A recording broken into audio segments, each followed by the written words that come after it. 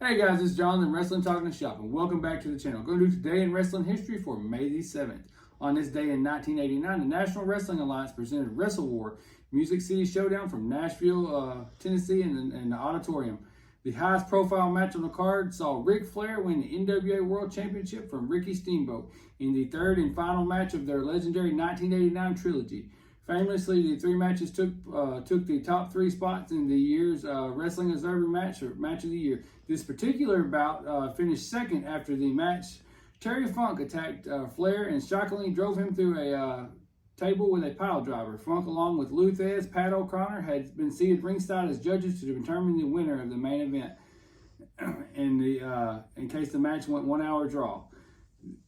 The attack sidelined Flair for 2 months and set up a historic Funk Flair series. Also on the show, Michael Hayes defeated Lex Luger to win the United States U.S. champion. On this day in 2000, WCW Slamboree took place from the Kemper Arena in Kansas City, Missouri. The match saw WCW champion David Arquette defend his title in a triple threat cage match against Diamond Dallas Page. Jeff Jarrett, Double J, won the match in the title when Arquette expectedly turned on his ally Page and let Jarrett defeat him.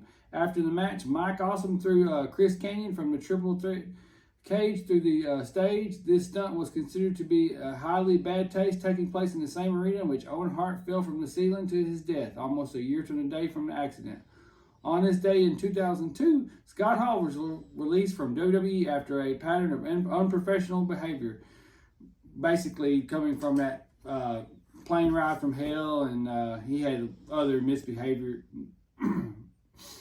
And on this day in 2005, Ring of Honor held its first event in New York City with the Manhattan Mayhem taking place at the New Yorker Hotel. In the main event, the Rottweiler, Homicide, and Low Ki defeated Samoa Joe and Jay Lethal. Earlier in the show, Joe had defeated Lethal to win the ROH Pure Championship. Austin Aries defeated Alex Shelley to retain the ROH World title. And on this day in 2007, on an episode of Raw from Pennsylvania, Edge defeated Mr. Kennedy in just 10 seconds to win Kennedy's Money in the Bank briefcase. This was done because both Kennedy and World Heavyweight Champion The Undertaker suffered muscle tears in the same week that were predicted to result in long layoffs. The decision was made, therefore, to have Edge take the Money in the Bank case so he could take the title from Taker, which he did unless the following night on SmackDown tapings. And this transpired as Kennedy's injury was much less than seriously thought. I mean, he was basically the downfall of him. And I think he was released later that year or shortly after that. I mean, he has never returned to WWE since then. You know, it was just a bad deal for Kennedy.